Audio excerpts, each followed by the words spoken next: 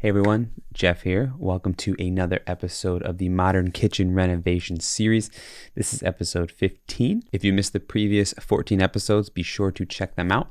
In our last episode, we actually built a pendant light fixture, a fully parametric pendant light fixture from scratch. So definitely check that out. And in this episode, we're actually going to dive back into design options. If you remember on episode 9, we introduced the idea of design options in a very schematic or conceptual way. And in this episode, we're actually going to take it and we're going to use it in a more complete model. And it's going to be used for presenting to the client 2 different design options. I think there's going to be some really neat sort of techniques in here and probably some things, if you're not familiar with design options, that you probably get caught in a lot, which is dealing with walls and windows and hosted objects and how to put those in design options. So stay tuned for that.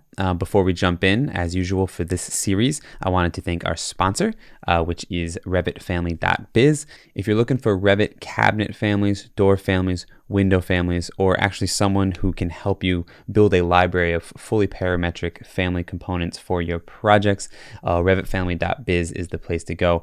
Brenton has not only been kind enough to sponsor this entire series, but also to offer you guys 20% off. So use promo code 2022 RevitKid. You can hit the link up here, hit the link below, check out this quick little video, and then we'll jump right into Revit and start talking about design options.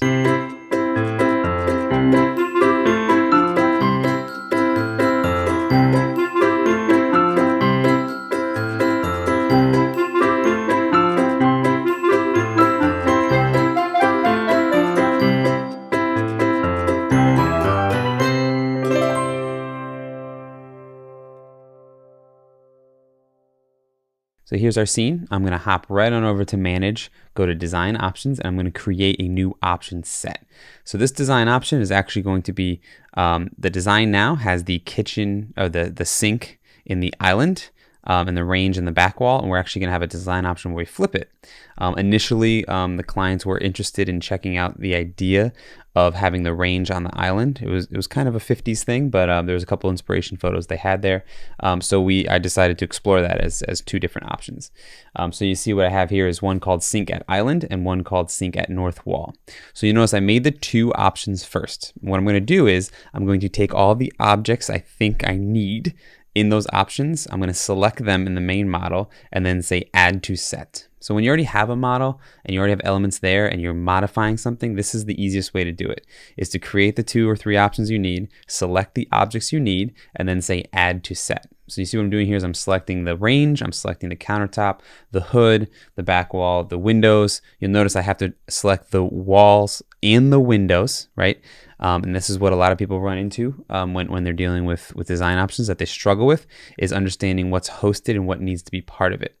So you'll notice I have to grab the walls and the windows as part of this because the windows are hosted to the wall. And so if I want to modify the windows, I need to modify the wall, and that's why it needs to go in there. Grabbing some of the cabinets, grabbing the dishwasher, right? Because what I'm doing here is I'm actually going to be flipping the sink to the north wall, which is where the range is here. You'll also notice as we go through this, I end up realizing I need to add more, and that happens sometimes. So right now I'm just going to manage, add to set, and then I just added them to the set. So now I can't select them when I'm in the main model. So I'm going to go down to the bottom right-hand corner, and I'm going to select my 2 options. So I'm going to select Sink at North Wall, and I'm going to start working in this. So my Sink at Island was done, right? That was the first option. I don't need to modify that. But I'm actively working in my Sink at North Wall option, and now I'm going to start finding some views and creating this design option where the sink is actually down at the north wall and the range is at the top wall. And so what you'll see here is I'm just going to be moving some stuff around. You see I'm just kind of dragging and rotating and shifting around my elements in order to sort of make what I need.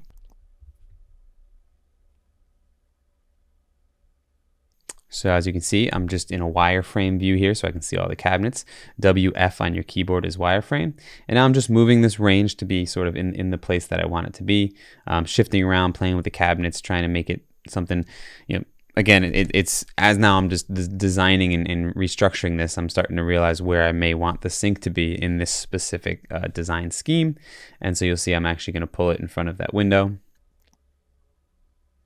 Center it between the columns, so you're not staring at columns while you're washing the dishes. You're staring between them. move the dishwasher next to the sink, which is ideal. And then I'll start using some of the cabinets from Brenton's family package. This is his modern family cabinets. I can just adjust the width as needed, pull it back into place, and then align it as needed. Now here's the elevation, as you can see. For some reason, the countertop came in at a different height, and so I'm just going to move that up. And you'll notice there's a few things that didn't come over, right? So I missed the tile, I missed the hood, and so I'll probably start playing with pulling those into the design options so I can modify them. For now, I'm just adjusting the sink location and the windows. Duplicating the windows, renaming them to the new size that I want, not calling them the same size with a parentheses 2 at the end, making sure to rename them the size that you're modifying them to. And then I'm just centering the windows there. And now you can see I'm adding these to the set. So I missed these to when I initially added them to the 2 design option sets. So what you'll notice is I'm going to add them to both, and then I'm going to flip into my north wall, and I can delete them in the north wall, sink at north wall, but they still exist in my sink and island, right? That's the key with having the 2 design options is you're copying them into both, and then you can delete them in one, and they still exist as designed in option A, let's say. And you'll notice what I'm doing here is I'm actually copying these windows. I'm making a different window scheme as opposed to the first one. And that is why it's important to have the wall as part of the design option. Because if the wall wasn't there and I brought the windows in, it would either yell at me when I brought them in, or when I tried to modify them, it's going to yell at me. But either way, Revit's going to yell at you. So here I'm just duplicating the windows and making now, because I don't have a range and I don't need a hood and all that stuff, I'm just making this all a window wall, which is kind of nice.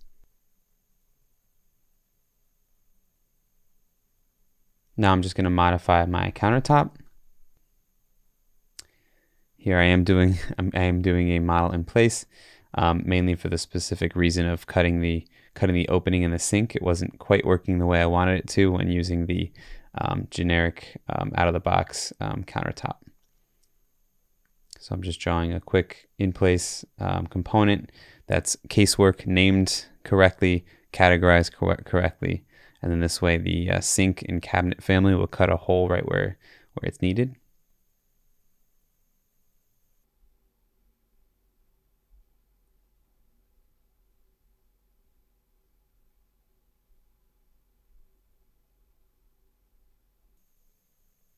So now we have our countertop.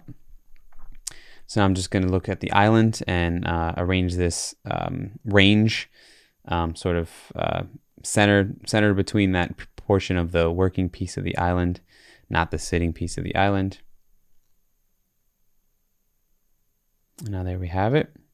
So now the only thing here is I need to make sure I modify the materials, because before I had the island as white cabinets, and obviously I moved these around, so I'm just changing the island back to white cabinets, and then the north wall or the kitchen wall back to a brown wood. Here I'm just adjusting the size of the cabinets. Again, the nice thing about having instance width parameters is that you can push and pull to make things fit. And then flipping these from maybe a 3 drawer to a drawer with a single door, etc. So just picking different kinds of cabinets in here. This will obviously all get refined as the project progresses.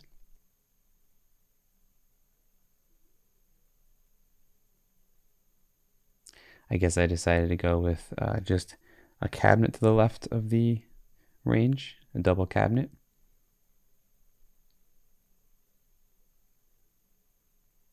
Deleting the void from my island in place. And there we go. We've got our range in the island. We've got our kitchen sink at the north wall. And we have our 2 options. So I'm just going to duplicate this view and have 2 3D views, one dedicated to each option so you can kind of see the 2, and then we're going to jump in and I'm going to show you how those view in Enscape. So I'm duplicating this, I'm calling it North Sink option. Now I have them both open, and I'm going to set the view to be dedicated to the design option. So under visibility graphics, you can actually go to the design option tab and you can dedicate a view to a specific design option. So this one is sink at the north wall. There I'm using TW to tile my windows and put them side by side if you guys don't know that keyboard shortcut. And then you can see on either side was the 2 options. Now as we jump into Enscape, you can see here is our original option, which is sync at the island. And I will flip between the two just so you can sort of see where it's going. And you may see a few more things in Enscape right now than you saw before. In our next episode, we're going to build out this Enscape scene and get it ready for actual presentations. So you can see here, I'm going to my 3D view, which is my Enscape view, and I'm flipping between my options. And you'll notice on Enscape, it actually swaps between the 2 options.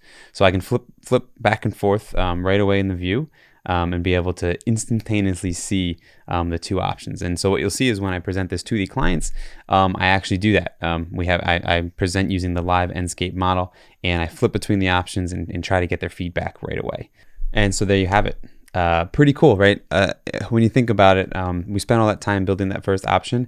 When you understand the process of working with these design options and what actually needs to be in them and what doesn't, it can be a really quick and easy way to explore design options, but also to present them. And so, this is something where I'm going to present these 2 options to the client. And so having it built into the model is one thing, but for you guys, for those of you out here trying to follow along and get tips and tricks for your workflow, the key there is creating the option set ahead of time, figuring out what it is that you need to add to the option sets, and then adding them. And then not being afraid to just add stuff and figure it out afterwards, and add stuff if you need to after the fact. You notice I missed a couple things. I know I messed with the infill walls, were kind of giving me a hard time, but if you grab the host wall, it worked okay. So there's always little things like that when it comes to hosted elements and design options. But I wanted to show you how this tool, if you don't use design options, this tool called design options can be such a valuable tool in your toolbox when it comes to residential architecture in Revit. So I hope you guys took something away from this. In our next episode, we're going to be building out that Enscape scene. We're going to be putting in a bunch of entourage. We're going to be putting in trees, background, all kinds of stuff, and getting it ready for our presentation. As I mentioned once before, the way I'm presenting this to our clients at the time was via Zoom, and I am using Enscape as a live model, as well as some Revit interior elevations and plan views that I created a board from. So lots of really cool stuff to show you guys. I'm super excited. If you're enjoying this, feel free to comment below and definitely subscribe to the channel, and I'll talk to you guys in the next episode.